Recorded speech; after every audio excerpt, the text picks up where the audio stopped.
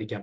ഞാൻ പുതിയ ഒരു ദൈവവചനം എടുക്കാതെ അല്പസമയം കൊലോസ്യ ലേഖനത്തിൽ തന്നെ പ്രത്യാശയെ പറ്റിയുള്ള 1-2 ഭാഗങ്ങൾ പറഞ്ഞ് ദൈവസന്നിധിയിൽ ആമേൻ അവസാനിപ്പിക്കാൻ താല്പര്യപ്പെടുകയാണ്. സ്തോത്രം. കൊലോസ്യ ലേഖനത്തിന്റെ നമ്മൾ സാധാരണ ചിന്തിച്ചു വരേണ്ട ഭാഗം എന്ന് പറയുന്നത് കുടുംബജീവിതത്തെ പറ്റിയാണ്. അതുകൊണ്ട് അത് സംസാരിക്കുവാൻ ഇന്ന് രാത്രികാലം മുതിരാതെ ദൈവസന്നിധിയിൽ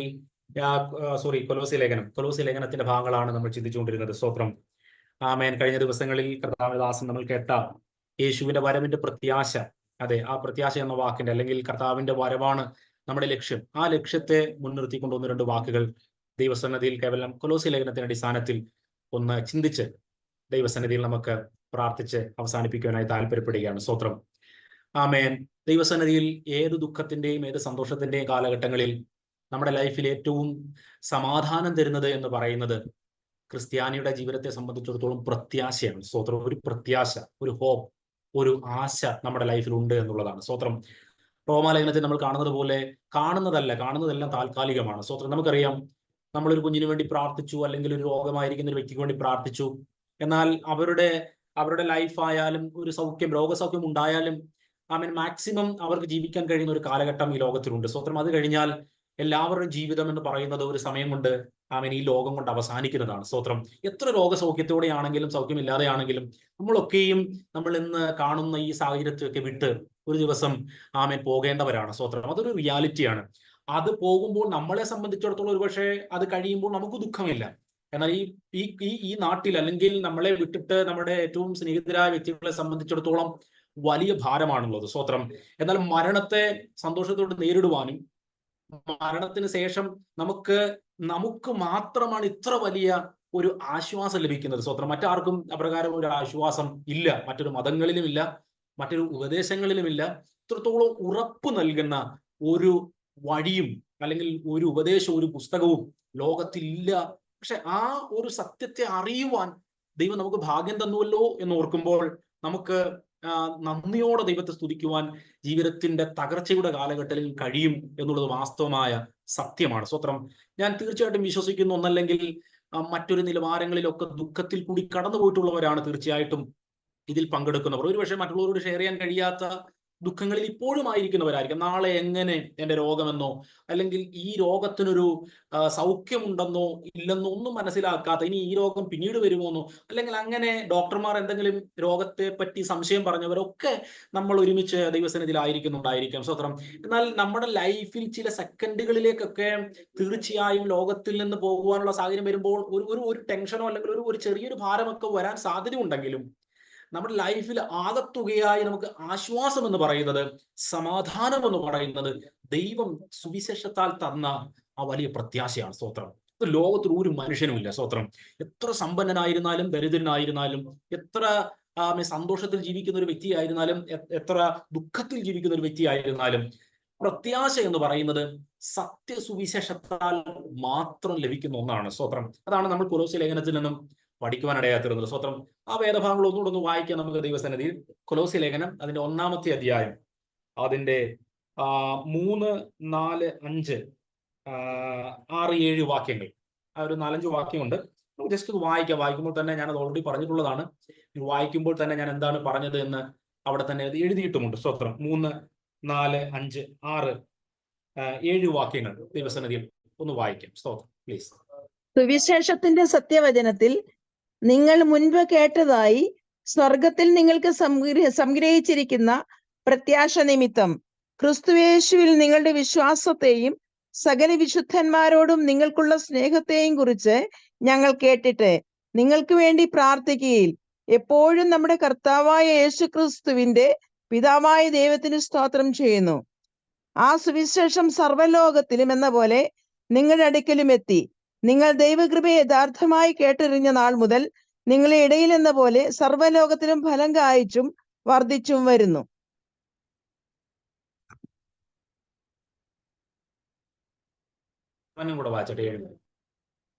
ഇങ്ങനെ നിങ്ങൾ ഞങ്ങളുടെ പ്രിയ സഹഭൃത്യനായ എപ്പഫ്രാസിനോട് പഠിച്ചിട്ടുണ്ടല്ലോ. അവൻ നിങ്ങൾക്ക് വേണ്ടി ക്രിസ്തുവിന്റെ വിശ്വസ്തത ശുശ്രൂഷകനും നിങ്ങൾക്ക് ആത്മാവിനാലുള്ള സ്നേഹം ഞങ്ങളോട് അറിയിച്ചവനും ആകുന്നു.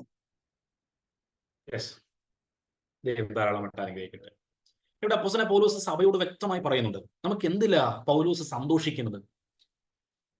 കൊലോസിയ സഭയോട് ഒരു മനുഷ്യ സത്യസുവിശേഷം പറഞ്ഞു എന്നുള്ളത് ഓർത്തിട്ട്, സത്യവചനം കൊടുത്തിട്ടുണ്ട് എന്നുള്ളത് ഓർത്തിട്ടാണ്. സ്തോത്രം. അതെന്താണ് പൗലോസ് അവിടെ പറയാൻ കാരണം? അവിടെ ഇങ്ങനെയാണ് പറയുന്നത്, സുവിശേഷത്തിന്റെ സത്യവചനത്താൽ നിങ്ങൾക്ക് മുമ്പേ കേട്ടതായി സ്വർഗത്തിൽ നിങ്ങൾക്ക് സംഗ്രഹിച്ചിരിക്കുന്ന പ്രത്യാശ നിമിത്തം എന്ന് പറഞ്ഞാൽ കൊലോസിയ സഭയ്ക്ക്, നമുക്ക്, ഞാൻ പലപ്പോഴും ഇങ്ങനെ പറയുമ്പോൾ ഒന്നുകൂടെ ഞാൻ പറയുന്നത്, നമ്മൾ നല്ല ദൈവവചനം ശുശ്രൂഷിക്കുന്ന ഒരു കൂട്ടായ്മയുടെ ഭാഗമായി നിൽക്കുന്നത് തന്നെ ഓർത്ത് ദൈവത്തെ സ്തുതിക്കാൻ വകയുണ്ട്, അല്ലെ? ഒരു തെറ്റായ ലോകത്തിലേക്ക് നയിക്കാത്ത ക്രിസ്തുവിലേക്ക് നയിക്കുന്ന ഒരു ദൈവദാസന്റെ ശുശ്രൂഷകളിൽ പങ്കെടുക്കുന്നതും അതിന്റെ ഭാഗവാക്കായിരുന്നു കൊണ്ട് കർത്താവിന് അടുക്കുവാൻ കഴിയുന്നതിനെ ഓർത്ത് തന്നെ ദൈവത്തെ സ്തുതിക്കാൻ നമുക്ക് ലൈഫിൽ ഉടനീളം അവസരങ്ങളുണ്ട്. കാരണം ഇങ്ങനെ ഒരു സാഹചര്യങ്ങൾ നമ്മുടെ ലൈഫിൽ വന്നില്ലെങ്കിൽ ഒരുപക്ഷെ നമ്മൾ ഈ സത്യസുവിശേഷത്തെ തെറ്റിപ്പോവുകയോ പല ആളുകളും ഇതിനെ മറന്നു പോകുന്നത് പോലെ നമ്മൾ മറന്നു പോകാൻ സാധ്യതയുണ്ട്. നമ്മൾ ചിന്തിക്കും, നമ്മൾ ഒരു ദിവസം മനസ്സിലാക്കി, ഇനി അങ്ങ് ജീവിച്ചു. അങ്ങനെയല്ല. നമ്മൾ നിരന്തരം മാറാതെ കർത്താവിന്റെ ആത്മാവിന്റെ വലിയ സഹായത്താൽ സത്യസുവിശേഷത്തെ വീണ്ടും വീണ്ടും ചെവിയിൽ ദൈവാത്മാവ് എത്തിക്കുന്നത് കൊണ്ട് കൂടെയാണ്, അത് കർത്താവിന്റെ ഒരു പദ്ധതി തന്നെയാണ് നമ്മൾ ദൈവത്തിന്. അതുകൊണ്ടാണ് പൗലോസ് ഇവിടെ പറഞ്ഞത്, നിങ്ങൾ നേരത്തെ കേട്ടതാ, അതുകൊണ്ട് ഇന്ന് ഞാനത് പറയാതിരിക്കുന്നില്ല. പൗലോസ് ഇനിയും പ്രത്യാശയെ പറ്റി താഴോട്ടുള്ള ഭാഗങ്ങളിൽ പറയുന്നുണ്ട്. അപ്പൊ പൗലോസ് പറയുന്നത്, എപ്പപ്രാസ് എന്ന് പറയുന്ന ഒരു ദൈവദാസനാൽ നിങ്ങളോളം എത്തി. അപ്പൊ നിങ്ങളെ സുവിശേഷം, സത്യസുവിശേഷം, സത്യവചനം അറിയിച്ച ദൈവദാസന്മാരെ ഓർത്ത് പൗലോസ് ഓർമ്മിപ്പിക്കാൻ, അദ്ദേഹത്തിന്റെ പേര് പറയാതിരിക്കാൻ പൗലോസിന് കഴിയുന്നില്ല.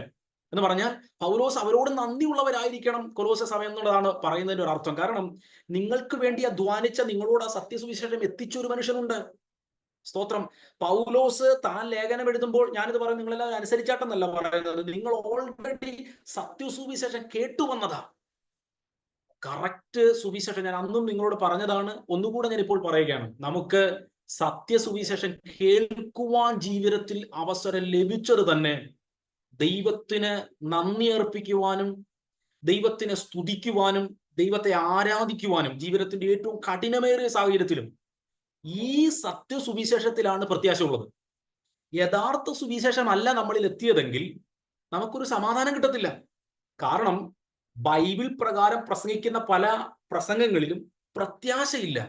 എന്നാൽ സത്യസുവിശേഷത്തിൽ, സത്യവചനത്തിൽ അടങ്ങിയിരിക്കുന്ന ഒരു ഉറപ്പ് എന്ന് പറയുന്നത് പ്രത്യാശയാണ്. നിലനിൽക്കുന്നതാണത്, നിലനിൽക്കുന്നത്. സ്വത്രം. കാരണം എന്താണ് നിലനിൽക്കുന്നത്? അത് ഈ ഭൂമിയിലുള്ളതല്ലാത്തത് കൊണ്ടാണ്. സ്വത്രം. അവിടെ അതാണ് പറഞ്ഞിരിക്കുന്നത്, സ്വർഗത്തിലാണത് സ്വർഗീയമായത് കൊണ്ടാണ് അത് പ്രത്യാശ എന്ന് പൗലോസ് പറഞ്ഞ് അതോർത്ത് പൗലോസ് സന്തോഷിക്കുന്നത്. ജയിലിൽ എന്താണ് പ്രത്യേകമായ സന്തോഷം? ഒന്നുമില്ല. പ്രത്യേകിച്ച് അങ്ങനെയുള്ള സാഹചര്യങ്ങളൊന്നുമില്ല. പക്ഷെ പൗലോസ് പറയുകയാണ്, നിലനിൽക്കുന്ന ഒരു സന്തോഷം അത് ഞാൻ കണ്ടിട്ടുണ്ട്, നിങ്ങളും കണ്ടിട്ടുണ്ട്. സുവിശേഷത്താൽ അത് നിങ്ങൾ അനുഭവിച്ചവരാണ്, അത് നിങ്ങളുടെ ഹൃദയത്തിലുണ്ട്, അത് നിങ്ങൾ കേട്ടിട്ടുള്ളവരാണ്, സ്വീകരിച്ചിട്ടുള്ളവരാണ്. അതിൽ നിന്നും നിങ്ങൾ വീണുപോകരുത്. നിങ്ങൾ അറിഞ്ഞ ആ വചനങ്ങളിലേക്ക് ഞാൻ പ്രത്യേകം ഓരോ വാക്കുകളിൽ പോകുന്നില്ല. കാരണം നമ്മൾ ഒത്തിരി വട്ടം ചിന്തിച്ചിട്ടുള്ളതാണ്. മണിക്കൂറുകളോളം നമ്മൾ ഒരുമിച്ച് തന്നെ ചിന്തിച്ചു. നിങ്ങൾ പലപ്പോഴും ആ വചനങ്ങൾ വായിച്ചിട്ടുള്ളവരാണ്. അതുകൊണ്ട് ഓരോ വാക്യങ്ങളെടുത്ത് ഞാൻ പറയുന്നില്ല. സ്തോത്രം. ഇതെല്ലാം പൗലോസ് പറയുന്ന സ്വർഗീയമായ പ്രത്യാശയെ പറ്റിയിട്ടാണ്. സ്തോത്രം. അപ്പം ദൈവത്തിന് സ്തോത്രം. എപ്പോഴും നമ്മുടെ കർത്താവായ യേശു ക്രിസ്തുവിന്റെ പിതാവായ ദൈവത്തിന് ഞാൻ സ്തോത്രം ചെയ്യുന്നു. ആ സുവിശേഷം സർവ്വലോകത്തിലും എന്ന പോലെ ദൈവകൃപയെ യഥാർത്ഥമായി കേട്ടറിഞ്ഞ നാൾ മുതൽ നിങ്ങളുടെ ഇടയിലും എന്ന പോലെ സർവ്വലോകത്തിലും ഫലം കായ്ച്ചു വർദ്ധിച്ചു വരുന്നു. ഇങ്ങനെ നിങ്ങൾ ഞങ്ങളുടെ പ്രിയ സഹഭൃത്യനായ എപ്പപ്രാസിനോട് പഠിച്ചിട്ടുണ്ടല്ലോ. അവൻ നിങ്ങൾക്ക് വേണ്ടി ക്രിസ്തുവിന്റെ വിശ്വാസ ശുശ്രൂഷകനും നിങ്ങൾക്ക് ആത്മാവിനാ സ്നേഹം ഞങ്ങളോട് അറിയിച്ചവനുമാകുന്നു. സ്തോത്രം. അതുകൊണ്ട് ദൈവം നമുക്ക് തന്ന സത്യസുവിശേഷത്തിൽ ഒരു അനുഗ്രഹിക്കപ്പെട്ട പ്രത്യാശയുണ്ട്. ആ പ്രത്യാശ ഒരിക്കലും നഷ്ടമാകരുതെന്നാണ്, നഷ്ടമാക്കി കളയരുത്. കാരണം നമ്മുടെ ലൈഫിൽ, ജീവിതത്തിൽ നമുക്ക് ഏറ്റവും കൂടുതൽ വരാൻ സാധ്യതയുള്ളത് പ്രത്യാശ നഷ്ടമായി പോകുന്നത്. പൗലോസിന് അത് ഭയങ്കര ബുദ്ധിമുട്ടുണ്ടായിരുന്നു. അതുകൊണ്ടാണ് 1-ാം അധ്യായത്തിന്റെ തന്നെ 23-ാമത്തെ വാക്യം എന്ന് വായിച്ചാട്ടെ. 23 23-ാമത്തെ വാക്യം. ആകാശത്തിൻ കീഴെ സകല സൃഷ്ടികളുടെയും ഇടയിൽ ഘോഷിച്ചും പൗലോസ് എന്ന ഞാൻ ശുശ്രൂഷകനായി തീർന്നും നിങ്ങൾ കേട്ടുമിരിക്കുന്ന സുവിശേഷത്തിന്റെ പ്രത്യാശയിൽ നിന്ന് നിങ്ങൾ ഇളകാതെ അടിസ്ഥാനപ്പെട്ടവരും സ്ഥിരതയുള്ളവരുമായി വിശ്വാസത്തിൽ നിലനിന്നുകൊണ്ടാൽ അങ്ങനെ അവന്റെ മുൻപിൽ നിൽക്കും. യെസ്, എന്താണ് അവിടെ പറയുന്നത്? പൗലോസ് ഇത് തന്നെ പറയുന്നത്. നിങ്ങൾ ഓൾറെഡി കേട്ട സത്യവചനത്തിൽ അല്ലെങ്കിൽ സത്യസുവിശേഷത്തിൽ നിങ്ങൾക്ക് സ്വർഗത്തിൽ സ്ഥിരമായിരിക്കുന്ന ഒരു പ്രത്യാശയുണ്ട്. ഇനി എന്ത് ചെയ്യണം? ഓക്കെ, അത് കേട്ടു പോട്ടെ എന്നല്ല.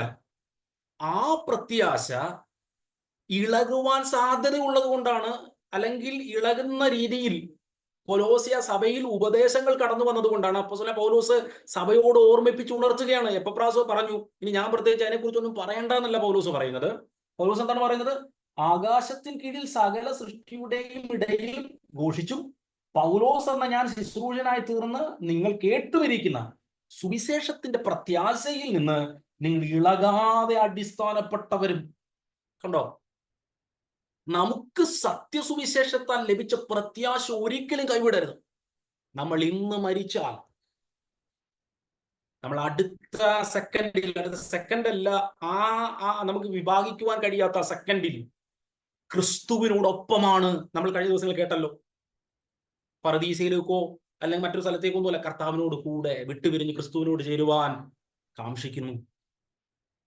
ആ പ്രത്യാശ ഇപ്പോ നമ്മൾ പ്രാർത്ഥിച്ചുകൊണ്ടിരിക്കുന്ന സമയത്ത് നമ്മൾക്ക് പെട്ടെന്ന് ഒരു രോഗം വരികയോ അല്ലെങ്കിൽ പെട്ടെന്ന് നമുക്ക് ആർക്കും ഗ്യാരണ്ടി പറയാൻ വേണം, നമ്മൾ ഭൂമി കുലുങ്ങിയാൽ എന്ത് സംഭവിക്കാം, പേടിക്കാൻ പറയുന്നതല്ല. അപ്പൊ എങ്ങനെ ഒരു സാഹചര്യത്തിൽ കൂടി നമ്മൾ കടന്നു പോയാലും നമുക്ക് പ്രത്യാശ പോലും, ചിലപ്പോൾ നമുക്ക് മറ്റുള്ള കാര്യങ്ങൾ ഓർത്ത് നമ്മുടെ കൊച്ചുങ്ങൾ അങ്ങനെയൊക്കെയുള്ള കാര്യങ്ങൾ ചിന്ത കാണും. പക്ഷെ പ്രത്യാശ, ഒരു ക്രിസ്ത്യാനിയുടെ പ്രത്യാശ എന്ന് പറയുന്നത് ഒരിക്കലും ഇളകരുത്. ഇവിടെ തീർന്നെങ്കിൽ അവിടെ തുടങ്ങുകയാണ്. അതാണ് പൗലോസ് പറയുന്നത്. ആകാശത്തിന്റെ കീഴിൽ സകല സൃഷ്ടിയുടെയും ഇടയിൽ എന്ന് പറഞ്ഞാൽ സകല സൃഷ്ടിക്കും ആശ വയ്ക്കാൻ കഴിയുന്ന ഏക വാർത്ത എന്ന് പറയുന്നത് സത്യസുവിശേഷത്തിലെ വാർത്തയാണ്. മറ്റേത് പ്രസംഗങ്ങൾ എടുത്താലും, മറ്റേത് ഉപദേശങ്ങൾ എടുത്താലും, മറ്റേത് പ്രമാണങ്ങൾ എടുത്താലും, വിശുദ്ധ വേദപുസ്തകത്തിലെ സത്യസുവിശേഷത്തിൽ നമുക്ക് ലഭിക്കുന്ന ഉറപ്പോളം ഒരു ഗ്യാരണ്ടിയും ഒരു ഉറപ്പും ലോകത്തിന്റെ പുസ്തകങ്ങളിലില്ല, ലോകത്തിൽ ഒരു തത്വജ്ഞാനത്തിലോ ഒരു ഉപദേശങ്ങളിലോ ഇല്ല എന്നാണ് പൗലോസ് പറയുന്നത്. അതുകൊണ്ടാണ് പൗലോസ് പറയുന്നത്, ഞങ്ങൾ ശുശ്രൂഷകനായി തീർന്ന നിങ്ങളുടെ പ്രത്യാശ ഉണ്ടല്ലോ, ആ സുവിശേഷത്തിന്റെ പ്രത്യാശ ഉണ്ടല്ലോ, അതിൽ നിന്നും ഇളകാതെ അതിനകത്ത് അടിസ്ഥാനപ്പെട്ടവരായി നിന്നോണം. നമുക്ക് ഒരിക്കൽ പോലും, ഞാൻ ഈ കൊലോസ്യ ലേഖനം പലപ്പോഴും ഞാൻ പഠിപ്പിച്ചപ്പോൾ പറഞ്ഞതാണ്, ഒരു സെക്കൻഡിൽ പോലും രക്ഷിക്കപ്പെട്ട, യഥാർത്ഥമായി രക്ഷിക്കപ്പെട്ട വ്യക്തി ചിന്തിക്കരുത് ഞാൻ നരകത്തിൽ പോകും. തീർച്ചയായിട്ടും കർത്താവിന്റെ ഭക്തന്മാരായ പല ദൈവദാസന്മാർ പറഞ്ഞിട്ടുള്ളത് പോലെ ജെന്യുവിനായ ക്രിസ്ത്യാനിക്ക് തീർച്ചയായിട്ടും നിത്യതയെ പറ്റി ചിലപ്പോൾ നമുക്ക് ചിലപ്പോൾ പേടിയൊക്കെ വരാം. അയ്യോ, ഞാൻ സ്വർഗത്തിൽ പോകുന്നൊക്കെ ചിലപ്പം ചിന്തിക്കാൻ സാധ്യതയുണ്ട്. എന്നാൽ തീർച്ചയായും പോകും എന്നുള്ളതാണ് ക്രിസ്തുവിലുള്ള നമ്മുടെ ഉറപ്പ്. എനിക്ക് തോന്നുന്നു ആ ചിന്ത പറഞ്ഞത് പോൾ വാഷറാണെന്ന് തോന്നുന്നു. സോ അതെ, ഒരു സത്യ ദൈവത്തെ ആരാധിക്കുന്ന ഒരു ദൈവവേദൽ ക്രിസ്തുവിന്റെ പുറകെ പോകുമ്പോൾ തീർച്ചയായിട്ടും നമുക്ക് തോന്നും, അയ്യോ ഞാൻ വിശുദ്ധനല്ലോ, ഞാൻ പെർഫെക്റ്റ് അല്ലല്ലോ, അതുകൊണ്ട് ഞാൻ നരകത്തിൽ പോകുമോ, അല്ലെങ്കിൽ ദൈവമേ എന്റെ ലൈഫിൽ ഞാൻ, അങ്ങനെ ഒരു ചെറിയ ചില സെക്കൻഡുകളിലേക്ക് ചിന്ത വരാൻ സാധ്യതയുണ്ട്. പക്ഷേ നമ്മുടെ ഉറപ്പ് കർത്താവിന്റെ രക്ഷയിലായിരുന്നുണ്ട്, കർത്താവിനുള്ള ആശ്രയത്തിലായിരുന്നുണ്ട്, ക്രിസ്തു നമുക്ക് വേണ്ടി ചെയ്തു തീർത്ത പരമയാഗത്തിന്റെ പ്രത്യാശയിലായതുകൊണ്ട്, ക്രിസ്തുവിന്റെ പുറകെ നമ്മൾ പോകുന്നത് കൊണ്ട് പൗലോസ് എന്താ പറയുന്നത്? നിങ്ങളിലെത്തിയ സുവിശേഷത്തിൽ അടിസ്ഥാനപ്പെട്ടവരായി സ്ഥിരതയുള്ളവരുമായി വിശ്വാസത്തിൽ നിലനിന്നുകൊണ്ടാൽ അങ്ങനെ അവന്റെ മുന്നിൽ നിൽക്കും. നമ്മുടെ ഏറ്റവും വലിയ സന്തോഷം എന്ന് പറയുന്നത്, നമ്മളെപ്പോഴും പാടാറുള്ളത് പോലെ, ഈ കാലമെല്ലാം കഴിയും, ഈ കാണുന്നതെല്ലാം അഴിയും, പിന്നെ പുതുയുഗം വിരിയും, തിരികെ വരാതെ നാം നിത്യതയിൽ മറയും. ഞാനും നിങ്ങളുടെയും ജീവിതത്തിൽ, ഞാൻ ആദ്യം പറഞ്ഞതുപോലെ, ഇന്ന് ആ കുടുംബം കടന്നു പോകുന്നത് പോലെ, നമുക്ക് ചോദിച്ചാൽ ഉത്തരം ലഭിക്കാത്ത ഒത്തിരി ജീവിതാനുഭവങ്ങളിൽ കൂടെ നമ്മൾ എല്ലാവരും കടന്നു പോയിട്ടുള്ളവരാണ്.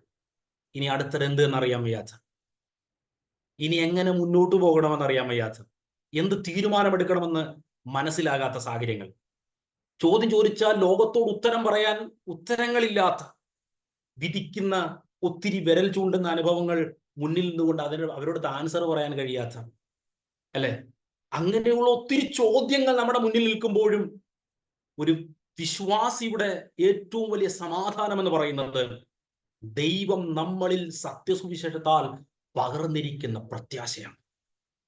ഇവർ പറയുന്നതിന് പലതിനും മറുപടി കൊടുക്കാൻ എൻ്റെ കയ്യിൽ ഇല്ല, അല്ലെങ്കിൽ നമ്മുടെ കയ്യിൽ ഇല്ല. പക്ഷെ ദൈവം നമുക്ക് ഓൾറെഡി, യോഹന്നാന്റെ സുവിശേഷത്തിൽ 10-ാം അധ്യായത്തിൽ യേശു കർത്താവ് പറയുകയാണ്, എൻ്റെ കയ്യിൽ നിന്നും അവരെ പിടിച്ചെടുക്കാൻ ആർക്കും കഴിയത്തില്ല. അവരെൻ്റെ ആടാണ്, അവർ എന്നെ അറിയുന്നു, ഞാൻ അവരെ അറിയുന്നു. അവർക്ക് എൻ്റെ ശബ്ദം മനസ്സിലാകും, അവരെന്നെ ഫോളോ ചെയ്യും. എൻ്റെ പിതാവ് അവരെ എനിക്ക് തന്നതുകൊണ്ട് ഞാൻ ഒരിക്കലും അവരെ കൈവിടില്ല. ഈ പ്രത്യാശയിൽ നമ്മൾ ഒരിക്കലും ഇളകിപ്പോകരുത്, നമ്മൾ പതറിപ്പോകരുത്. അങ്ങനെ സംഭവിച്ചു പോയാൽ നമ്മൾ വിവിധ ഉപദേശങ്ങളിലേക്ക് പോകും. അതാണ് കൊലോസ്യ ലേഖനത്തിന്റെ അടിസ്ഥാനം. കൊലോസ്യ ലേഖനം എഴുതാനുള്ള ആധാരം അതാണ്. അവർ തത്വജ്ഞാനത്തിലേക്ക് പോയി, വിവിധ ഉപദേശങ്ങളിലേക്ക് പോയി, പല തെറ്റായ ചിന്തകളിലേക്ക് പോയി. ക്രിസ്തുവിന്റെ പുറകെ പോകുന്നതിന് പകരം അവർ ലോകം പറഞ്ഞ വെളിപ്പാട് എന്ന് പറയുന്ന പല ദൈവികമല്ലാത്ത വെളിപ്പാടുകളിലേക്കും ദൈവികമല്ലാത്ത ജ്ഞാനത്തിലേക്കും പോയി. സ്തോത്രം. എന്നാൽ നമുക്ക് ലഭിച്ച പ്രത്യാശയിൽ നിന്നും നമ്മൾ ഇളകരുത് എന്നാണ് അപ്പോസ്തലനായ പൗലോസ് നമ്മളോട് പറയുന്നത്. സ്തോത്രം. നമുക്ക് 1-2 വാക്യം കൂടെ വായിച്ച് നമുക്ക് ദൈവസന്നിധിയിൽ അവസാനിപ്പിക്കാമല്ലോ. സ്തോത്രം. ആമേൻ. 27-ാമത്തെ വാക്യം കൂടെ ഒന്ന് വായിച്ചിട്ട് 27 ഈ അധ്യായം തന്നെ, 1-ാമത്തെ അധ്യായം 27-ാമത്തെ അധ്യായം 27-ാമത്തെ വാക്യം. അവരോട് ജാതികളുടെ ഇടയിൽ ഈ മർമ്മത്തിന്റെ മഹിമാധനം എന്തെന്ന് അറിയിക്കുവാൻ ദൈവത്തിന് ഇഷ്ടമായി. ആ മർമ്മം മഹത്വത്തിന്റെ പ്രത്യാശയായ ക്രിസ്തു നിങ്ങളിൽ ഇരിക്കുന്നു എന്നുള്ളത് തന്നെ. ആമേൻ.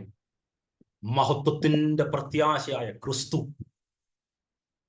അതെ, ഏറ്റവും വലിയ മഹത്വമുള്ള പ്രത്യാശ ക്രിസ്തുവിൽ മാത്രമേ ഉള്ളൂ. ബാക്കി എല്ലാ ആശയും ക്രിസ്തുവിന്റെ മഹത്വവുമായി തട്ടിച്ചു നോക്കുമ്പോൾ ഒന്നുമില്ല. അത് ജോലിയായാലും, നമുക്ക് കുഞ്ഞുങ്ങളുടെ രോഗസൗഖ്യമായാലും, നമ്മുടെ രോഗസൗഖ്യമായാലും, വരുവാനുള്ള ക്രിസ്തുവിന്റെ മഹത്വം തട്ടിച്ചു നോക്കുമ്പോൾ ഈ കാലത്തെ സാഹചര്യങ്ങൾ നന്മകളോ ഒന്നുമില്ല. അതുകൊണ്ടാണ് അപ്പോസ്തലനായ പൗലോസ് പറഞ്ഞത്, സ്തോത്രം, അവരോട് ജാതികളുടെ ഇടയിൽ ഈ മർമ്മത്തിന്റെ മഹിമാധനം എന്തെന്ന് അറിയിപ്പാൻ ദൈവത്തിന് ഇഷ്ടമായി. ആ മർമ്മം മഹത്വത്തിന്റെ പ്രത്യാശ ക്രിസ്തു നിങ്ങളിൽ ഇരിക്കുന്നു എന്നുള്ളത് തന്നെ. പ്രത്യാശ നഷ്ടപ്പെട്ട കൊലോസ്യ സഭയോട് പറയുകയാണ്, നിങ്ങൾക്ക് പ്രത്യാശ നഷ്ടപ്പെടുന്ന ഒരു കൂട്ട തത്വജ്ഞാനങ്ങൾ നിങ്ങളിലേക്ക് കടന്നു വരുന്നുണ്ടായിരിക്കാം. പക്ഷെ ആ ജ്ഞാനത്തിലൊന്നും നിങ്ങൾ അകപ്പെട്ടു പോകരുത്. കാരണം ഓൾറെഡി നിങ്ങളുടെ ഇടയിൽ യഥാർത്ഥ പ്രത്യാശ വന്നു കഴിഞ്ഞു. അതിൽ നിങ്ങൾ ഉറച്ചു നിൽക്കണം. എന്താണ്? ക്രിസ്തുവിലാണ് അതുള്ളത്. ആ ക്രിസ്തു നിങ്ങളിൽ ഉണ്ട് എന്ന് പൗലോസ് പറയുകയാണ്. അത് സഭയോട് പറയുന്നതിനായി പൗലോസ് വളരെ കഷ്ടം സഹിക്കുകയാണ്, ചങ്ങലകൾ ധരിക്കുകയാണ്, നിന്ദകൾ അനുഭവിക്കുകയാണ്, വേദനകളിലൂടെ കടന്നു പോവുകയാണ്. എന്നിട്ടും പൗലോസ് തന്റെ സഭയോട് പറയുകയാണ്, മഹത്വത്തിന്റെ പ്രത്യാശയായ ക്രിസ്തു നിങ്ങളിൽ ഇരിക്കുന്നു എന്നുള്ളതാണ് എനിക്ക് നിങ്ങളോട് പറയാനുള്ള മർമ്മം. ക്രിസ്തു നിങ്ങളിൽ ഉണ്ടെങ്കിൽ നിങ്ങൾ ക്രിസ്തുവിൽ. അങ്ങനെയാണെങ്കിൽ നിങ്ങളുടെ അകത്തുള്ള ആ പ്രത്യാശയിൽ നിന്നും നിങ്ങൾ ഇളകിപ്പോകരുത്. കാരണം ഏറ്റവും വലിയ മഹത്വം ക്രിസ്തുവിലാണുള്ളത്. ആ ക്രിസ്തു നിങ്ങളുടെ ഇടയിലുണ്ട്. സ്തോത്രം. നിങ്ങളിലുണ്ട്, സഭയിലുണ്ട്, സഭയിൽ ഓരോ വ്യക്തികളിലുണ്ട്. 2-ാം അധ്യായത്തിന്റെ അതിന്റെ 5-ാമത്തെ വാക്യം കൂടെ ദൈവസനെ നമുക്ക് വായിക്കാം. 2-ാം അധ്യായത്തിന്റെ 5-ാമത്തെ വാക്യം, അല്ലെങ്കിൽ 4ഉം 5ഉം കൂടെ വായിച്ചോട്ടെ. 4 and 5. വശീകരണ വാക്കുകൊണ്ട് ആരും നിങ്ങളെ ചതിക്കാതിരിക്കുവാൻ ഞാൻ ഇത് പറയുന്നു. ഞാൻ ശരീരം കൊണ്ട് ദൂരസ്ഥനെങ്കിലും ആത്മാവ് കൊണ്ട് നിങ്ങളോട് കൂടെയുള്ളവനായി നിങ്ങളുടെ ക്രമവും ക്രിസ്തുവിൽ നിങ്ങൾക്കുള്ള വിശ്വാസത്തിന്റെ സ്ഥിരതയും കണ്ട് സന്തോഷിക്കുന്നു. ആമേൻ. ക്രിസ്തുവിലുള്ള നിങ്ങളുടെ വിശ്വാസന്റെ സ്ഥിരതയും കണ്ട് ഞാൻ സന്തോഷിക്കും. എത്ര കഠിനമായ സാഹചര്യങ്ങൾ നമ്മുടെ ലൈഫിൽ കൂടി കടന്നു പോയാലും ക്രിസ്തുവിലുള്ള വിശ്വാസത്തിൽ സഭ ഉറച്ചു നിൽക്കുന്നുണ്ട് എന്നുള്ളതാണ് ഏറ്റവും വലിയ സന്തോഷം. അതാണ് പൗലോസിനെ സന്തോഷപ്പെടുത്തുന്നത്. നമ്മുടെ ലൈഫിൽ ഒരുപക്ഷെ കഠിനമായ ജീവിത സാഹചര്യം കൂടി ഇന്ന് പ്രിയ ബാബുങ്ങളുടെ കുടുംബം കടന്നു പോകുന്നത് പോലെ, അവിടെ ഓരോ വ്യക്തികൾ അനുഭവിക്കുന്നത് പോലെയുള്ള വിവിധ നെടുവീർപ്പുകളിൽ കൂടി നമ്മൾ ഓരോരുത്തരും വിവിധ സമയങ്ങളിലോ ഒരുപക്ഷെ ഇപ്പോഴും കടന്നു പോകുന്നവരായിരിക്കാം. എന്നാൽ അതൊന്നും ക്രിസ്തുവിലെ ആശ്രയത്തിൽ നിന്നും, ക്രിസ്തുവിലുള്ള വിശ്വാസത്തിൽ നിന്നും, ക്രിസ്തുവിൽ നമ്മൾ ഭരമേൽപ്പിച്ചിരിക്കുന്ന വലിയ പ്രത്യാശയിൽ നിന്നും നമ്മൾ നഷ്ടപ്പെടുത്തുന്നില്ല എന്നുള്ളതാണ്, അത് നമ്മൾ തള്ളിക്കളഞ്ഞിട്ടില്ല എന്നുള്ളതാണ് ഏറ്റവും വലിയ സന്തോഷം. സ്വതന്ത്രം അത് നമ്മളിൽ നഷ്ടമായിട്ടില്ലെങ്കിൽ ഇന്നും ഏറ്റവും ദുഃഖം അനുഭവിക്കുന്ന സെക്കൻഡിലും നമുക്ക് സന്തോഷിക്കാൻ അവസരമുണ്ട്. ഡോക്ടർ പറയുകയാണ്, ഈ രോഗത്താൽ നിനക്കൊരു വിടുതലില്ലെന്ന് പറഞ്ഞാലും ഓൾറെഡി വിടിവിക്കപ്പെട്ട ഒരു ദൈവപ്രവൃത്തി നമ്മുടെ അകത്ത് കിടക്കുന്നത് കൊണ്ട് ആ പ്രത്യാശയെ ഒരു ഓപ്പറേഷനോ, ഒരു രോഗത്തിനോ, ഒരു സൗഖ്യത്തിനോ, ഒരു നന്മയ്ക്കോ, ഒരു തിന്മയ്ക്കോ എടുത്തു കളയാൻ പറ്റാത്തത് കൊണ്ടും നമുക്ക് ആ വിശ്വാസത്തിൽ ഉറച്ചു നിന്ന് ക്രിസ്തുവിന്റെ പുറകെ സഞ്ചരിക്കുവാൻ ദൈവം നമുക്ക് കൃപ തരട്ടെ. സ്തോത്രം. അവസാനമായിട്ട് ആ പ്രത്യാശയുടെ ഏറ്റവും വലിയ സാഹചര്യങ്ങളിലേക്ക് കടന്നു പോകുന്ന മൂന്നാമത്തെ അധ്യായം, ഞാനത് റീസെന്റ് പറഞ്ഞതുകൊണ്ട് അതിനെക്കുറിച്ച് കൂടുതൽ പറയുന്നില്ല. സ്തോത്രം. മൂന്നാം അധ്യായത്തിന്റെ 1 മുതൽ 4 വരെയുള്ള വാക്യങ്ങൾ, 3-ാം അധ്യായത്തിന്റെ 1 മുതൽ 4 വരെയുള്ള വാക്യങ്ങൾ കൂടി ദിവസം. ആകയാൽ നിങ്ങൾ ക്രിസ്തുവിനോടുകൂടി ഉയർത്തെഴുന്നേറ്റിരിക്കുന്നു എങ്കിൽ ക്രിസ്തു ദൈവത്തിന്റെ വലത്തുഭാഗത്ത് ഇരിക്കുന്നിടമായ ഉയരത്തിലുള്ളത് അന്വേഷിക്കുവിൻ. ഭൂമിയിലുള്ളതല്ല, ഉയരത്തിലുള്ളത് തന്നെ ചിന്തിക്കുവിൻ. നിങ്ങൾ മരിച്ച് നിങ്ങളുടെ ജീവൻ ക്രിസ്തുവിനോടുകൂടെ ദൈവത്തിൽ മറഞ്ഞിരിക്കുന്നു. നമ്മുടെ ജീവനായ ക്രിസ്തു വെളിപ്പെടുമ്പോൾ നിങ്ങളും അവനോടുകൂടെ തേജസ്സിൽ വെളിപ്പെടും. യെസ്, എന്തൊരു ഉറപ്പാണ് ദൈവം നമുക്ക് തരുന്നത്. നിങ്ങൾ മരിച്ചു. ഇപ്പൊ നമ്മൾ മരണത്തെ ഫേസ് ചെയ്യുമ്പോഴാണ് ഏറ്റവും കൂടുതൽ ദുഃഖം വരുന്നത്. അല്ലെങ്കിൽ മരണമെന്ന ഒരു മനുഷ്യനെ മാറ്റുവാൻ കഴിയാത്ത യാഥാർത്ഥ്യത്തെ ഫേസ് ചെയ്യുമ്പോഴാണ് ഒരു വ്യക്തിയുടെയോ ഒരു കുടുംബത്തിന്റെയോ ഒക്കെ ജീവിത സാഹചര്യങ്ങളിൽ മാർത്തയുടെയും മറിയയുടെയും ഗ്രാമത്തിൽ കണ്ണുനീർ വന്നതുപോലെ കണ്ണുനീരൊഴുക്കുന്ന അനുഭവങ്ങളിൽ കൂടി നമ്മൾ കടന്നു പോകുന്നത്. യേശു അവരെ കണ്ടിട്ട് കണ്ണുനീർ വാർത്തു എന്നാണ് പറയുന്നത്. എന്നാൽ പുതിയ നിയമ സുവിശേഷത്തിന്റെ സത്യം നമ്മളോട് വിളിച്ചു പറയുന്നത് എന്താണ്? ഇങ്ങനെയാണ് പറയുന്നത്.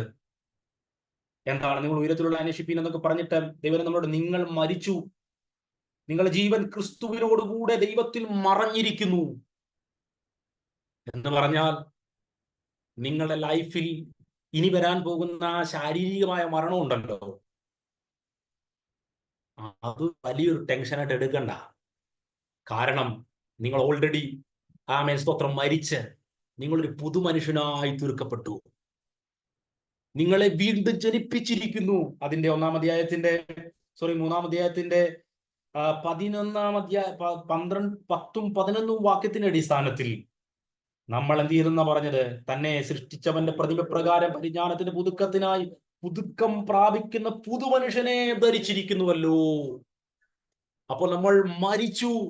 കർത്താവിന്റെ പുസ്തകത്തിൽ, കർത്താവിന്റെ ദൃഷ്ടിയിൽ ക്രിസ്തുവിനെ നമ്മൾ സ്വീകരിച്ച സമയത്ത് മരണം സംഭവിച്ചിട്ടുള്ള എല്ലാ ദൈവമക്കളെ സംബന്ധിച്ചിടത്തോളം ഇനി വരാൻ പോകുന്ന ലോകം ഭയക്കുന്നതും നമുക്കും ചില സെക്കൻഡുകളിലേക്കൊക്കെ ചില സാഹചര്യങ്ങളെ ഓർത്ത് ഭയം വരുന്നതുമായ മരണമെന്ന ആർക്കും മാറ്റുവാൻ കഴിയാത്ത യാഥാർത്ഥ്യം നമ്മൾ ഭയമില്ലാതെ നേരിടുവാൻ കഴിയുന്നത് എന്താണെന്ന് ചോദിച്ചാൽ, ക്രിസ്തു നമ്മളെ നോക്കുമ്പോൾ എന്താണ് ഇവിടെ കാണുന്നത്? നിങ്ങൾ മരിച്ച് നിങ്ങളുടെ ജീവൻ ക്രിസ്തുവിനോടുകൂടെ ദൈവത്തിൽ മറഞ്ഞിരിക്കുന്നു. അപ്പൊ പൗലോസ് എന്താ പറയുന്നത്? എഫേസ്യ ലേഖനത്തിൽ 2-ാം അധ്യായത്തിൽ ഈ വാക്യങ്ങൾ എഴുതിയിട്ടുണ്ട്. എഫേസ്യ ലേഖനത്തിൽ പറയുന്നത് എന്താണ്? നിങ്ങൾ ഉയർത്തെഴുന്നേറ്റ് ദൈവത്തിന്റെ വലത്തുഭാഗത്ത് സ്വർഗത്തിൽ ഇടത്തിൽ ഇരിക്കുന്നു എന്നാണ് പറയുന്നത്. അപ്പൊ നമ്മൾ ഇന്ന് ഈ വിവിധ ടൈം സോണുകളിൽ, വിവിധ രാജ്യങ്ങളിലോ, വിവിധ സ്ഥലങ്ങളിലോ, വിവിധ ദുഃഖത്തിന്റെ അവസ്ഥകളിലോ, പക്ഷെ നമുക്കൊരിക്കലും ദുഃഖമില്ലാത്ത, കണ്ണുനീരോ വിഷമമോ മാറ്റി നിർത്തപ്പെടലുകളോ രോഗമോ ഇല്ലാത്ത ഒരു സന്തോഷത്തിന്റെ സീറ്റിൽ കർത്താവിന്റെ മുഖത്ത് നമ്മൾ ആയിരിക്കുകയാണ്. അബ്രഹാം മരിച്ചുപോയെന്നും ഇസഹാക്ക് മരിച്ചുപോയി, ഭക്തന്മാരായ മോശ മരിച്ചുപോയി എന്ന് യഹൂദന്മാർ വിശ്വസിക്കുമ്പോൾ കർത്താവ് പറയുകയാണ്, അവൻ ജീവനുള്ളവരുടെ ദൈവമാണ് എന്ന് പറഞ്ഞാൽ അബ്രഹാമും ഇസ്ഹാക്കും ഒക്കെ ഇപ്പോഴും ജീവനോടെ ആയിരിക്കും. അതുകൊണ്ടാണ് അബ്രഹാമിന്റെയും ഇസ്ഹാക്കിന്റെയും യാക്കോബിന്റെയും ദൈവമെന്ന് ദൈവത്തെ പരിചയപ്പെടുത്തുന്നതെന്നാണ് കർത്താവായ യേശു കർത്താവ് സദൂക്യരോടും പരീശന്മാരോടും പറഞ്ഞത്. അങ്ങനെയാണെങ്കിൽ നമ്മളും പുതിയ നിയമ ക്രിസ്ത്യാനികൾ കർത്താവിനെ ഏറ്റെടുക്കുന്ന സെക്കൻഡിൽ തന്നെ നമ്മൾ കർത്താവിൽ മറഞ്ഞിരിക്കുന്നു. ഇപ്പോൾ ക്രിസ്തുവിൽ സഭയോട് അപ്പോസ്തലനായ പൗലോസ് പറയുകയാണ്, ലോകത്തിന്റെ വിവിധ ഉപദേശങ്ങൾ കൊലോസ്യ സഭയിലേക്ക് കടന്നു വരുമ്പോൾ, അവരെ സംശയം ജനിപ്പിക്കുന്ന അനേക ചിന്തകൾ അവരിലേക്ക് കടന്നു വന്നപ്പോൾ പൗലോസ് പറയുകയാണ്, അതിന്റെ പുറകിൽ പോകരുതേ, ഇന്ന് ക്രിസ്തുവിൽ മറഞ്ഞിരിക്കുന്നു. എന്ന് പറഞ്ഞാൽ എന്താ? ഇനി ക്രിസ്തു നിങ്ങളിൽ ജീവിക്കട്ടെ. ക്രിസ്തു നിങ്ങളിൽ, നിങ്ങൾ ക്രിസ്തുവിൽ മറഞ്ഞിരിക്കുന്നു, ദൈവത്തിൽ മറഞ്ഞിരിക്കുന്നു. വാക്യം ഒന്നുകൂടെ നോക്കിയാട്ടെ. സ്തോത്രം. ഉയരത്തിലുള്ളത് നമ്മൾ ചിന്തിക്കണം. നിങ്ങൾ മരിച്ച ജീവൻ ക്രിസ്തുവിനോടുകൂടെ ദൈവത്തിൽ മറഞ്ഞിരിക്കുന്നു. അങ്ങനെ സംഭവിച്ചാൽ എന്ത് സംഭവിക്കുന്ന പറഞ്ഞത്? നമ്മുടെ ജീവനായ ക്രിസ്തു വെളിപ്പെടുമ്പോൾ നിങ്ങളും അവനോടുകൂടെ തേജസ്സിൽ വെളിപ്പെടും. സഭയ്ക്ക് അപ്പോസ്തലനായ കൊടുക്കുന്ന ഒരു ഉറപ്പാണ്. ഇത് ഞാൻ കൊടുക്കുന്ന ഒരു ഉറപ്പല്ല, ഒരു പ്രവാചകനോ ഒരു പ്രസംഗികനോ കൊടുക്കുന്ന ഉറപ്പല്ല. അപ്പോസ്തലനായ പൗലോസ് പരിശുദ്ധാത്മാവിന്റെ നിറവിൽ കൊലോസ്യ സഭയോടും ലവോദിക്യ സഭകളോടും, അല്ലെങ്കിൽ വരുവാനുള്ള ക്രിസ്തുവിൽ വിശ്വസിക്കുന്ന സത്യസുവിശേഷം കേട്ടിട്ടുള്ള ദൈവമക്കളോട് ഓർമ്മിച്ചിട്ട് ഉണർത്തുന്ന ദൈവവചനത്തിന്റെ മാറ്റമില്ലാത്ത സത്യങ്ങളാണ്. നമ്മുടെ ജീവനായ ക്രിസ്തു വെളിപ്പെടുമ്പോൾ നിങ്ങൾ ക്രിസ്തുവിൽ മറഞ്ഞിരിക്കുന്നത് കൊണ്ട്, നിങ്ങൾ ദൈവത്തിൽ മറഞ്ഞിരിക്കുന്നത് കൊണ്ട് എന്ത് സംഭവിക്കുന്നു? നിങ്ങളും അവനോടുകൂടെ തേജസ്സിൽ വെളിപ്പെടും. നമുക്ക് മറയാം. നാം ക്രിസ്തുവിനെ നമ്മൾ ഏറ്റെടുത്തപ്പോൾ നമ്മൾ ദൈവത്തിൽ മറഞ്ഞിരിക്കുന്നു. നമ്മൾ ഇനി വെളിപ്പെടാൻ ശ്രമിക്കണ്ട. ഞാനെന്ന് പറയുന്ന വ്യക്തിയിൽ വെളിപ്പെടാൻ ശ്രമിക്കണം. ഞാൻ എന്തെങ്കിലും ആണെന്ന് കാണിക്കാൻ വേണ്ടി, നമ്മൾ തെളിയിക്കാൻ വേണ്ടി സമയം നമ്മൾ ചെയ്യണ്ട. നമ്മുടെ ഇനി ആകെ ഉദ്ദേശം എന്ന് പറയുന്നത്, കാരണം ഞാൻ ഒത്തിരി വട്ടം പറഞ്ഞിട്ടുള്ളതാണെങ്കിൽ ഒന്നുകൂടെ പറയാം. സ്തോത്രം. 2-ാം അധ്യായത്തിന്റെ അതിന്റെ ശരീരമൂല സന്ധികളാലും 16-ാമത്തെ വാക്യത്തിൽ ഇങ്ങനെ കാണുന്നു, പഴുവാനുള്ള നിര ദേഹം. 17-ാമത്തെ വാക്യം, 17ഉം 18 വാക്യങ്ങളിൽ ഇങ്ങനെ കാണുന്നു, ദേഹം എന്നതോ ക്രിസ്തുവിനുള്ളത്. നമ്മൾ ക്രിസ്തുവിൽ മറഞ്ഞിരിക്കുന്നു. ഞാനത് ഒത്തിരിയോടെ പറഞ്ഞിട്ടുള്ളതാണ്, എങ്കിലും ഈ സാഹചര്യത്തിൽ ഞാൻ ഒന്നുകൂടെ പറയുന്നു എന്ന് മാത്രം. ഈ ശരീരം ഉണ്ടല്ലോ, അത് നമുക്ക് കർത്താവിന് കൊടുക്കാൻ ദൈവം നമ്മോട് സംസാരിക്കുകയാണ്. ഈ ശരീരം ക്രിസ്തുവിനായി കൊടുത്തെങ്കിൽ ഇത് നാളെ മണ്ണോട് ചേരും. എന്നാൽ കൊരിന്ത്യ ലേഖനം 15-ാം അധ്യായത്തിന്റെ അടിസ്ഥാനത്തിൽ ഒരു സീഡ്, ഒരു വിത്ത് മണ്ണിനടിയിൽ വിതയ്ക്കപ്പെടുമ്പോൾ അത് മണ്ണിനോട് ചേരുന്നു. എന്നാൽ ആ മണ്ണുമായി അത് ചേർന്ന് അത് നശിക്കുകയല്ല, അതിൽ നിന്നും പുതിയ ഒരു ചെടി വളർന്നു വരുന്നു. പിന്നീട് ആ സീഡ് അങ്ങനെ നിൽക്കുന്നില്ല, ആ ഒരു വിത്ത് അങ്ങനെ നിൽക്കുന്നില്ല എന്നുള്ളത് യാഥാർത്ഥ്യമാണ്.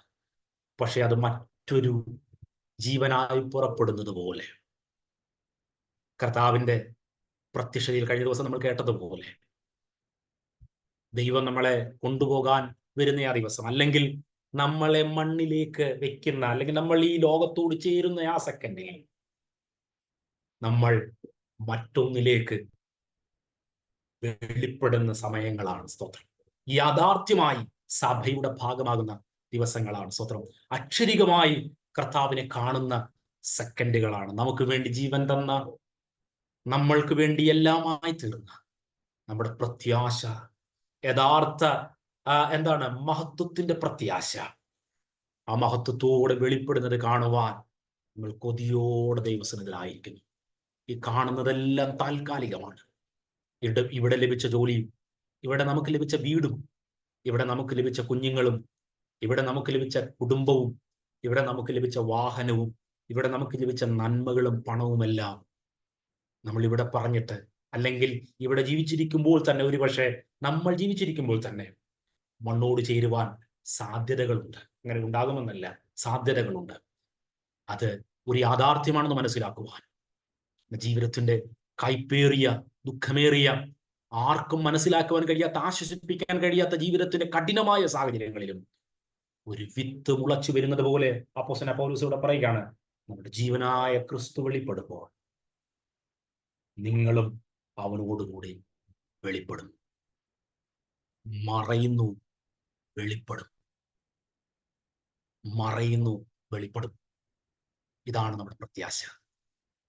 ക്രിസ്തുവിൽ, ദൈവത്തിൽ, ക്രിസ്തുവിനാൽ മറയ്ക്കപ്പെട്ടവർ ഭാരപ്പെടേണ്ട. നിങ്ങൾ ലോകത്തിൽ എന്തെങ്കിലും വെളിപ്പെടുത്താൻ പറ്റിയില്ലല്ലോ എന്നോർത്ത് ദുഃഖിക്കുകയും വേണ്ട. നിങ്ങൾ കുറയട്ടെ, ക്രിസ്തു നിങ്ങളിൽ വളരട്ടെ. നിങ്ങൾക്ക് മഹത്വം ലഭിക്കാതിരിക്കട്ടെ, ക്രിസ്തുവിന് നിങ്ങളിൽ കൂടി മഹത്വം ലഭിക്കട്ടെ. നിങ്ങൾ വിടക്കെന്ന് ലോകം എണ്ണട്ടെ. ഞാൻ എപ്പോഴും പറയുന്ന ഒരു വേദഭാഗം ഞാൻ ഒന്നുകൂടെ പറയട്ടെ.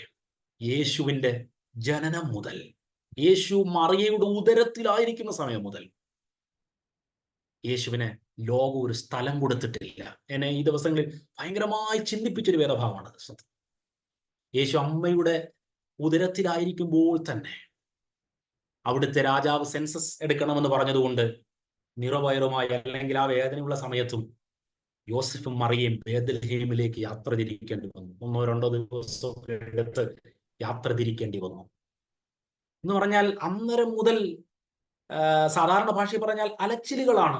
ഒരു സ്ഥലത്തു നിന്നും മറ്റൊരു സ്ഥലത്തേക്കുള്ള യാത്രകളിലാണ്. അതിനുശേഷം നിൽക്കുന്നില്ല. യേശുവിന്റെ ജനനത്തിന് ശേഷം ദൂതന്മാർ വെളിപ്പെട്ടിട്ട് പറയുകയാണ്, ഇവിടെ നിന്നും നിങ്ങൾ മിസ്രൈമിലേക്ക് പോകണം. ആ കുഞ്ഞിനെയും കൊണ്ട് അവർ അങ്ങോട്ട് ഓടുന്നു. അവിടെ നിന്ന് പിന്നെ മറ്റൊരു സ്ഥലത്തേക്ക് വരുന്നു. യേശു തൻ്റെ ശിഷ്യന്മാരായി തന്നെ അനുഗമിക്കാൻ വന്ന വ്യക്തികളോട്, ലൂക്കോസിന്റെ സുവിശേഷം 9-ാം അധ്യായത്തിന്റെ 57-58 വാക്യങ്ങളിലാണെന്ന് തോന്നുന്നു, ഒരു മനുഷ്യൻ വന്നിട്ട് പറയുകയാണ്, ഗുരു, ഞങ്ങൾ നിന്നെ ഫോളോ ചെയ്യാൻ ആഗ്രഹിക്കുന്നുണ്ട്, നിന്റെ പുറകെ വരാൻ ആഗ്രഹിക്കുന്നുണ്ട്.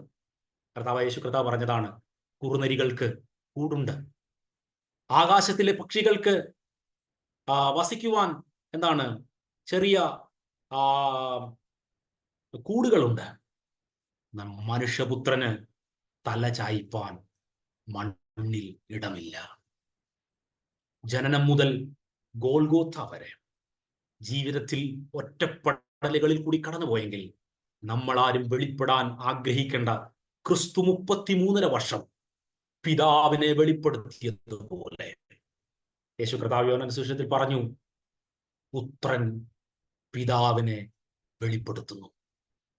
അതെ, ജീവനായ ക്രിസ്തുവിനെ നമുക്ക് വെളിപ്പെടുത്താൻ മാത്രം ശ്രമിക്കാം.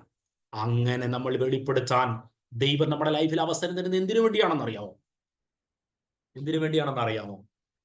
നമ്മുടെ ജീവനായ ക്രിസ്തു, നമ്മുടെ ജീവൻ ക്രിസ്തുവിലാണല്ലോ, അല്ലെങ്കിൽ നമ്മുടെ ജീവൻ ക്രിസ്തുവാണല്ലോ. ആ ജീവനായ ക്രിസ്തു വെളിപ്പെടും. അപ്പോൾ നമ്മളും വെളിപ്പെടുന്ന ഒരു ദിവസമുണ്ട്. നമുക്കങ്ങ് മറയാം. നമുക്ക് നമ്മുടെ സഭയിൽ എത്രത്തോളം മറയാൻ പറ്റുമോ, ഞാൻ എപ്പോഴും പറയുന്ന കാര്യം, ഏറ്റവും വലിയ കാര്യം. നമ്മുടെ സഭയിലൊന്നും നമ്മൾ ആളല്ലാതായിത്തീരുന്നു. നമ്മൾ സെക്രട്ടറി ആയിരുന്നു, സെക്രട്ടറി അല്ലാതായി. നമുക്ക് നല്ലൊരു പൊസിഷൻ ഉണ്ടായിരുന്നു, ആ പൊസിഷനിൽ എല്ലാം പോയി. അത് നമ്മുടെ കുഴപ്പം കൊണ്ടാവരുത്, അല്ലാതെ അത് കുഴപ്പമാണെന്ന് പറഞ്ഞ് കള്ളം പറഞ്ഞ്, അല്ലെങ്കിൽ മറ്റൊരു രീതിയിൽ നമ്മൾ അവിടെ നിന്ന് യേശുവിനെ പുറത്താക്കുന്നത് പോലെ, യേശുവിനെ കല്ലെറിയുന്നത് പോലെ ലോകം മുഴുവൻ വിടക്കെന്നെണ്ണുമ്പോൾ സന്തോഷിക്കണം. മറയപ്പെടാം. ക്രിസ്തുവിൽ, ദൈവത്തിൽ നമുക്ക് സത്യത്തിൽ നമ്മൾ മറഞ്ഞിരിക്കുക. ക്രിസ്തുവിനെ നമുക്ക് വെളിപ്പെടുത്താം. യോഹന്നാൻ പറഞ്ഞതുപോലെ, ഞാനോ കുറയണം, അവനോ വളരണം. അതെ, ക്രിസ്തുവിൽ മറഞ്ഞാൽ നമ്മുടെ ജീവനായ ക്രിസ്തു വെളിപ്പെടുമ്പോൾ അവനോടുകൂടെ നമ്മൾ തേജസ്സിൽ വെളിപ്പെടും. അതെ, നമുക്ക് ദൈവസന്നിധിയിൽ ഈ മീറ്റിംഗ് നമ്മളിപ്പോൾ പ്രാർത്ഥിച്ച് അവസാനിപ്പിക്കുന്നു. ദുഃഖത്തിലായിരിക്കുന്ന ആ ഭവനത്തെ ദൈവം ആശ്വസിപ്പിക്കേണ്ടതിനായി യേശു കർത്താവ് പോലും മാർത്തയുടെയും മറിയുടെയും വീട്ടിൽ വന്നിട്ട് പെട്ടെന്ന് അങ്ങ് സൗഖ്യം കൊടുക്കുകയായിരുന്നില്ല. അവരുടെ ദുഃഖത്തെ ദുഃഖമായി മനസ്സിലാക്കി, എന്നിട്ട് കരഞ്ഞു. തീർച്ചയായിട്ടും കർത്താവ് ഇങ്ങനെയുള്ള സാഹചര്യങ്ങളിൽ നമ്മളെ പഠിപ്പിക്കുന്നത് ആ ദുഃഖത്തിന്റെ ഭാഗമായിരുന്നു. നമ്മൾ ആരും നമ്മുടെ ലൈഫിൽ നിന്ന് മാറ്റിവെക്കാൻ കഴിയാത്തൊരു യാഥാർത്ഥ്യമാണ്. ഇന്നല്ലെങ്കിൽ നാളെ നമ്മുടെ ലൈഫ്, നമ്മൾ റോഡിൽ കൂടി നടക്കുമ്പോൾ കാണുന്ന മണ്ണുണ്ടല്ലോ, ആ മണ്ണോട് ചേരും ക്രിസ്തുവിന്റെ വരവ് വേഗത്തിലില്ലെങ്കിൽ. ആ മണ്ണ് കാണുമ്പോൾ നമ്മുടെ അഹങ്കാരവും നിഗളവും നമ്മുടെ ഉയർച്ചകളും എല്ലാം ഇടിയും. കാരണം അവിടം കൊണ്ട് നമ്മൾ തീരും. എന്നാൽ നമ്മുടെ പ്രത്യാശ എന്ന് പറയുന്നത് ജീവനായ ക്രിസ്തു വെളിപ്പെടുമ്പോൾ നമ്മൾ വെളിപ്പെടും. ഒരു ചെറിയ വിത്ത് ഒരു വൃക്ഷമായി വെളിപ്പെട്ടു വരുന്നത് പോലെ ദൈവം സൃഷ്ടിച്ചൊരു വിത്തിന്മേൽ ഒരു ജീവനുണ്ടെങ്കിൽ ജീവശ്വാസം കൊടുത്ത മനുഷ്യന് മേൽ ആ ജീവനുണ്ട്. അത് ക്രിസ്തുവിൽ വിശ്വസിക്കാത്തവരും നാശത്തിലേക്ക് പോകുവാൻ വേണ്ടി ഉയർത്തെഴുന്നേറ്റ് വരും. എന്നാൽ ഓൾറെഡി ദൈവത്തിൽ മറഞ്ഞ് ക്രിസ്തുവിനെ വെളിപ്പെടുത്തുന്നവരെ സംബന്ധിച്ചിടത്തോളം സന്തോഷിക്കാൻ വകയുണ്ട്. നമ്മൾ ക്രിസ്തുവിനോട് ജീവിക്കാൻ സന്തോഷത്തിന് നിത്യതയിലേക്ക് നമുക്ക് ദൈവം പ്രത്യാശ നൽകിയിരിക്കുന്നു. അതുകൊണ്ട് ഈ പ്രത്യാശയോടെ നമുക്ക് ജീവിക്കുവാൻ ദൈവം അവസരങ്ങൾ തരട്ടെ. ആ കുടുംബത്തിനായിട്ടും ദൈവസേനയിൽ പ്രാർത്ഥനയോടെ ദൈവസേനയായിരിക്കാം. നാളെ മുതൽ കർത്താവിന്റെ ദാസൻ